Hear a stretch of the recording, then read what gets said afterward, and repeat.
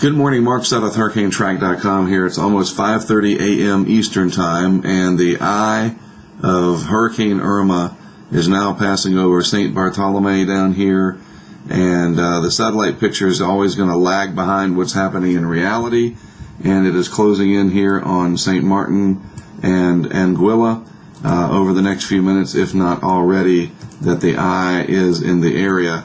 Let's zoom in here really tight if I can. If this will let me, I can show you that a little closer.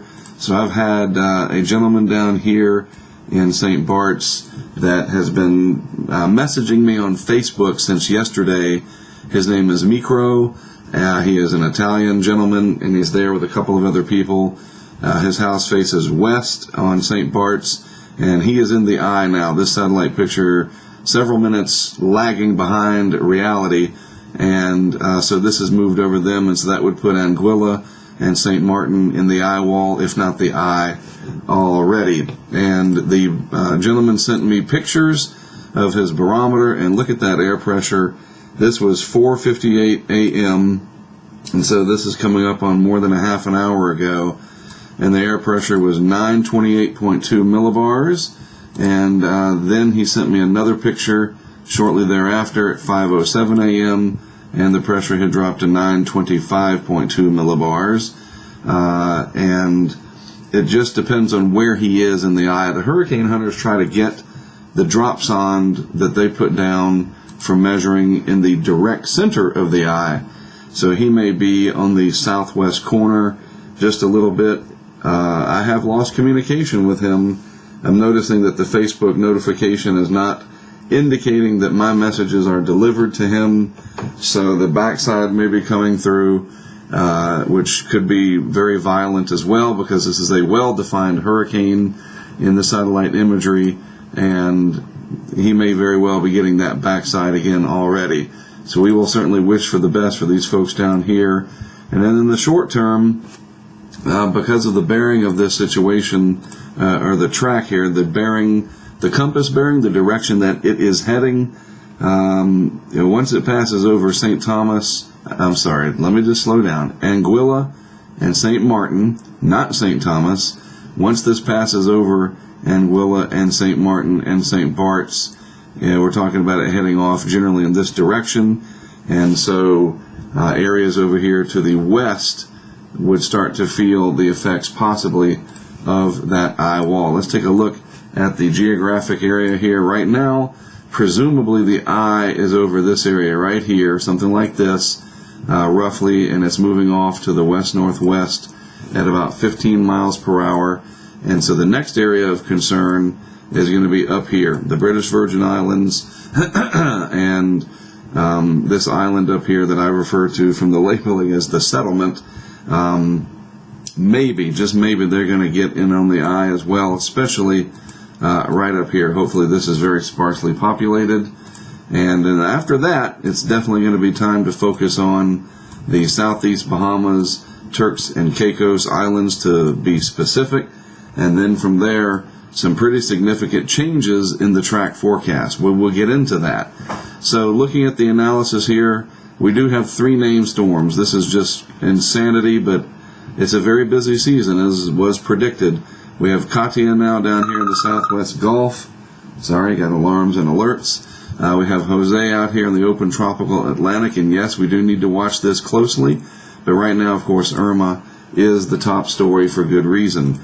The eye, like I said, passing over the St. Martin area and Anguilla and St. Barts, probably starting to leave those areas. The air pressure at the time, 914 millibars. Again, that's going to be in the center, and the winds, the maximum sustained wind was 185. That's not everywhere. You're going to have winds fluctuating in the category 4 and 5 range all around that eye wall as it moves through, and it just depends on where the deepest bands of convection are setting up. So some places may not see anywhere near those wind speeds. Some places, if there were a way to measure it, would exceed those wind speeds, especially in gusts and especially up on the hillsides.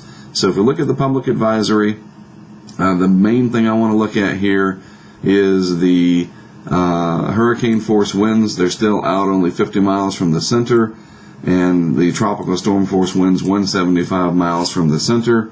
And then just recently, before the advisory was issued at 5 a.m. Eastern Time, St. Martin had a gust to 61 miles per hour. That was a while ago. They are probably close to, if not in the eye, at this moment.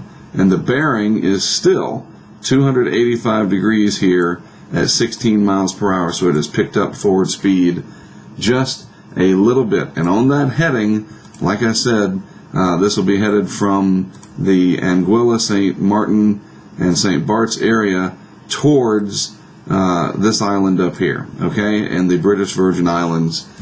The name of this escapes me. It's my fault.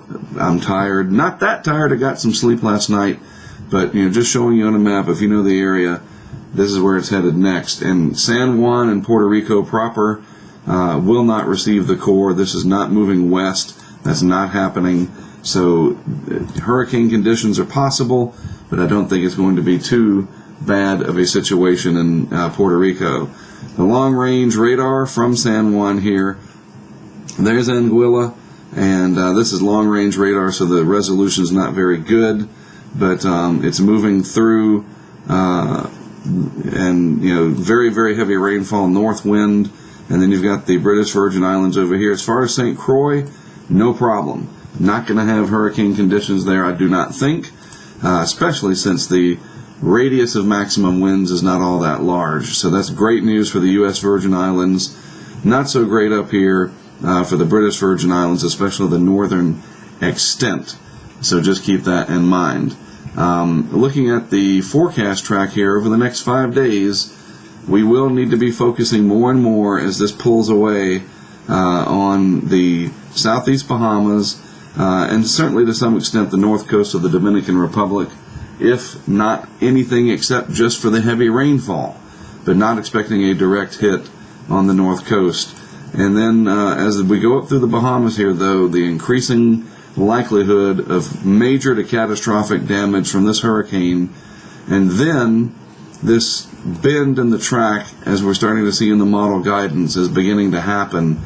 And I believe that this is going to start shifting more and more up towards this way, and the threat may be beginning to increase to the Carolinas, Georgia, maybe the east coast of Florida, much less of a threat to the west and southwest coast of Florida in terms of this rounding the corner here and then coming up like that.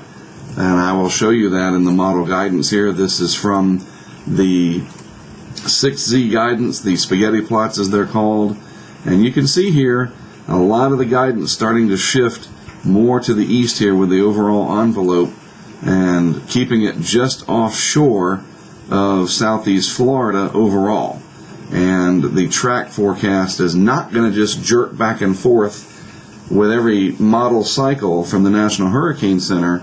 There will be slow adjustments, and further adjustments will probably be needed. You look at these two models here and say, well, maybe that's the saving grace.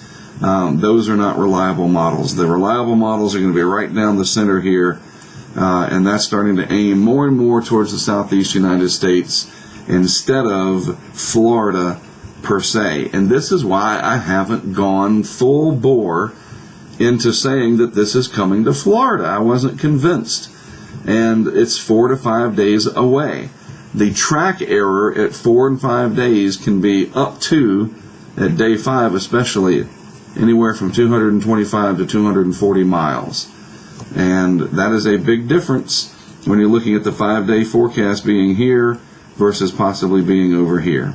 And so that's why I had to wait and not focus on Florida too much until now, basically. All right, so things are going to improve in the islands of the Caribbean that Irma passed over recently, but go downhill for the British Virgin Islands and then go downhill from there in the southeast Bahamas, but that's still another 24 hours plus out. So let's take a look at what things are happening like at the 11 o'clock advisory package coming up here in less than 6 hours, and then again the 5 p.m. advisory package. I'll just have these videos every 6 hours focused around the main advisories from the National Hurricane Center. You may certainly follow on Twitter as well, as I'll be posting updates from time to time. And we, of course, do have the app, Hurricane Impact. If you're using that, I will be posting updates to that as well. I'm Mark Sett of HurricaneTrack.com. I will have more for you around the 11 o'clock advisory package.